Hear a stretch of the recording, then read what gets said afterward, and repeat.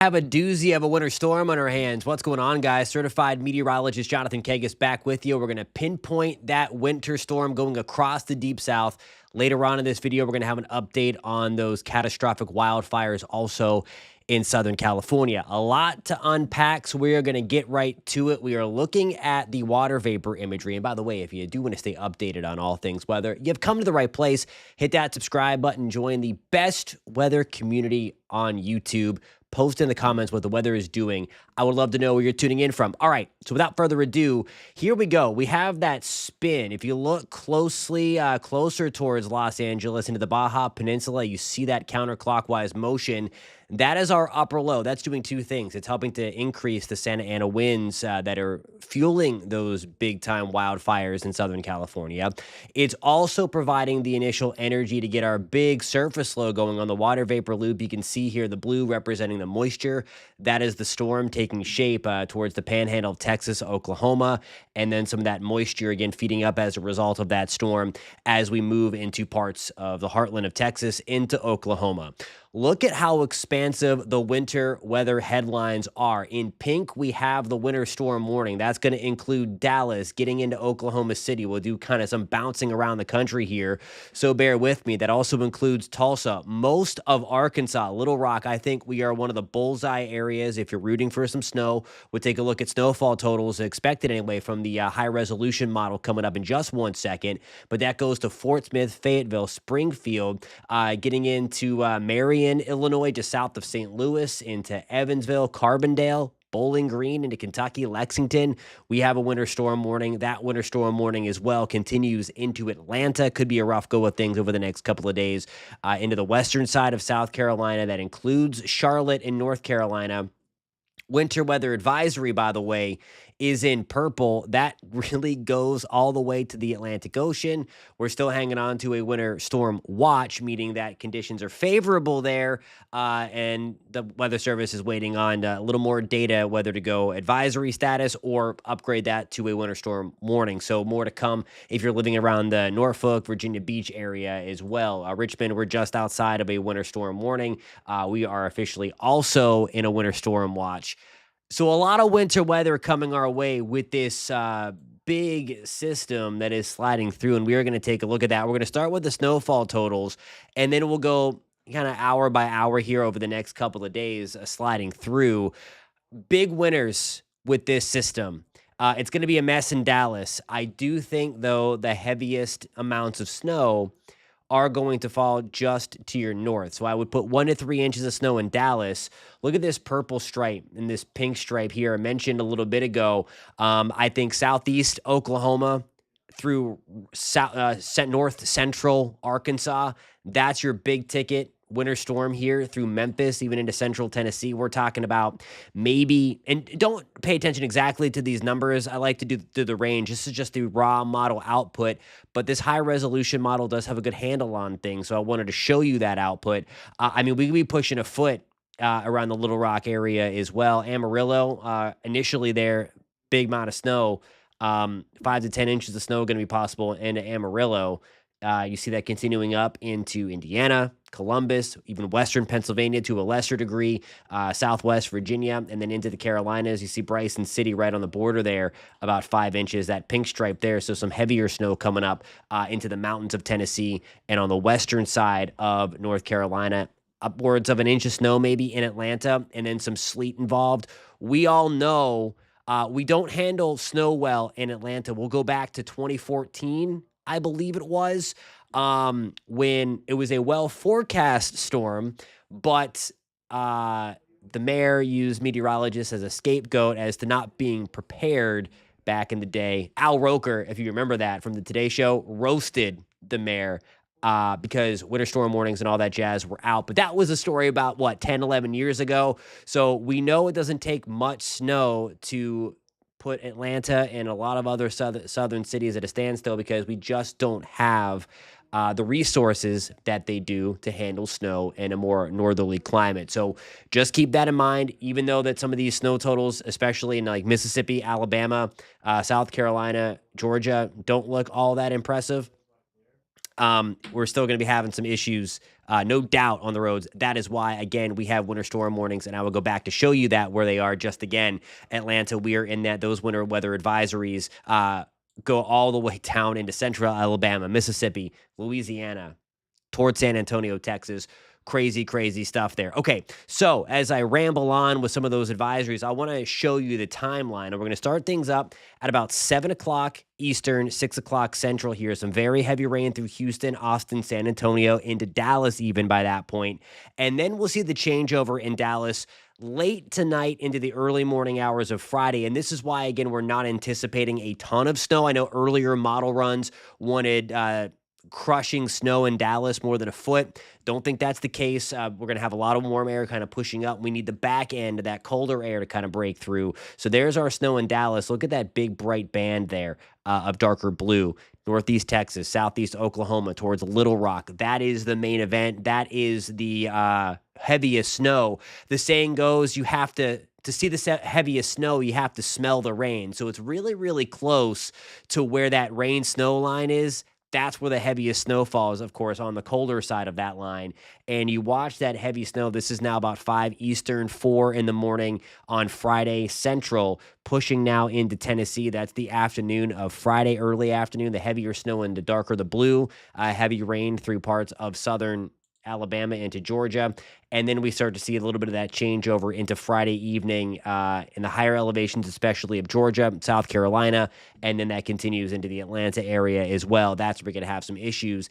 And judging by this latest guidance here, where we talked about the winter storm watches being up for around Norfolk and into Virginia Beach, based on that, you're likely going to be upgraded to a winter storm warning. That looks like some decent snow coming on the pipeline as we head into Saturday. All right, we are going to head back west now. The fire situation is nowhere near under control. There's a lot of politics getting involved. Now is not the time for that. This is all driven by very, very dry tinder. We really have not had rain in Southern California for a very long time. So the drought was elevated.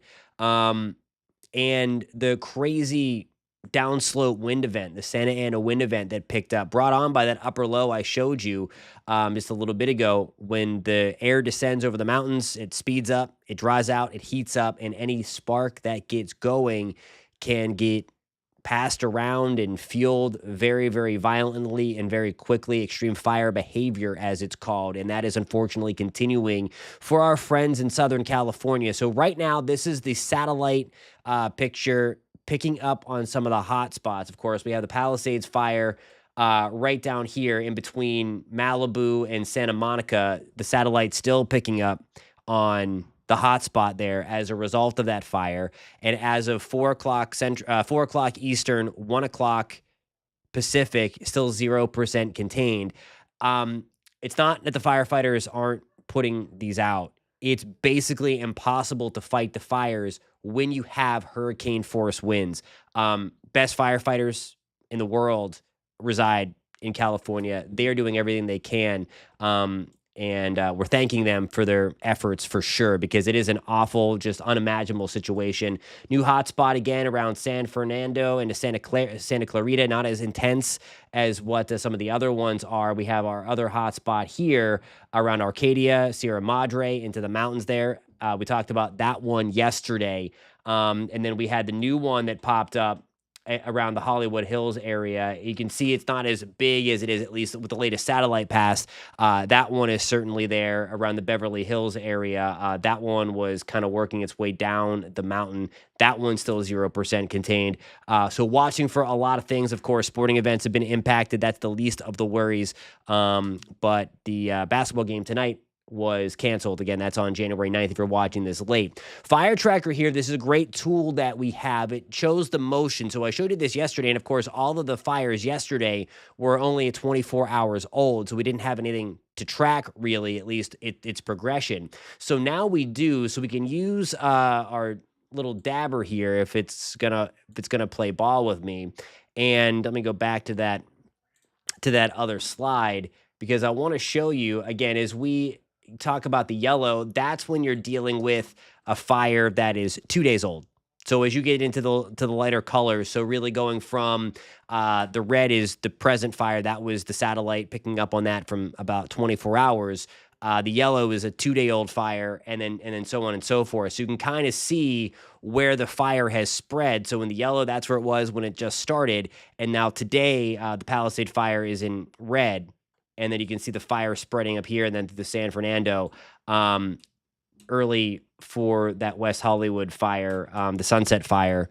But nonetheless, that one is unfortunately getting bigger and not able to be controlled at this time either. The other deal is it's the smoke. The air quality is terrible. It's in a very tiny vicinity here from Angora Hills, Malibu into LA, down to Huntington Beach. Anywhere really you see that gray on your screen, that is the fire, that is the smoke associated with those fires as the wind kind of blows things out at sea. And the current air quality index, of course, if you need another hazard and on top of these out of control wildfires, the air quality is terrible, especially the closer you get to Glendale, California, Southgate, and LA, but even down to Dana Point, Laguna, towards Newport Beach, Huntington Beach, Santa Ana, our air quality is into that moderate category. But then you really start getting nasty from Long Beach up into Gardenia and Inglewood again, just nasty, nasty stuff there. And that, of course, is going to be a story that continues well after the wind subsides, which will happen. Still an issue fighting these. These are the official reports coming through. These are the current wind gusts as of 1 o'clock Pacific time. Wind gusts of around 20 miles an hour. These are in where we actually have official observing sites. So it's important to remember that because up in the passes and things where these fires got started in some cases, the wind is still very, very strong. And you see that here as indicated in that brown shaded color, especially northeast into the mountains of Los Angeles. We're pegging 50 to 60 mile per hour gusts still. It's eventually going to come down. I think by Friday, we're going to start to see some improvements. So maybe firefighters can start to get an upper hand or at least put a dent into some of these. This is the wind gust forecast now, 11 o'clock on Thursday. This is going to be about 9 o'clock, 8 o'clock Pacific time, 20 to 30 mile per hour gusts in the higher elevations. Still tomorrow, 30 mile per hour gusts. That's early in the morning. And then I think eventually and gradually as we get into Friday, that's 2 o'clock. I think by Friday afternoon, we're starting to see some improvement in the wind department. It's still gusty in extreme Southern California, but that is at least away from where those active wildfires are, the out of control ones now that are still 0% contained in most, if not all of those cases at last check with CAL FIRE. The other thing here is that there's not a ton of rain in the forecast. Of course, we've been in this drought, this extended dry period looks to continue. We do have some good rain coming, at least some good moisture coming. Part of that is going to be with that system that is developing right now. But this is from January 15th through the 19th. Most of that looks to stay away, although at least we're not like San Francisco and Sacramento and Reno and Carson City, closer to Northern California. So there's at least an equal shot there for over the next 7 to 10 days to get some rain in there. But again, rain is not something that we can bank on, unfortunately, over in the short term over the next few days. Alrighty, guys, thank you so much for tuning in. Again, if you liked the content that you saw, you found this informative, we don't hype things here on this channel as many do on YouTube. So we like to be the voice of reason here, break it down with science, sound forecasting, not go crazy with, oh my gosh, this is a record breaking here. Or, oh my gosh, this storm just got worse. No, that's all hype, just to be clear about that. We don't do that here. We love the weather on this channel, David and myself, and I know you guys do too. Thank you for all your weather reports. Thank you for just hanging out with us and talking about the weather. We really appreciate the support. Thank you guys a ton for being here. Be safe in the winter storm. It's going to be terrible driving conditions, and please be safe in Southern California. Those wildfires are no joke. If you've not seen video, it looks like it's out of a horror film. It's terrible, and we're thinking about you guys down there. Thank you so much for tuning in. We'll catch you soon.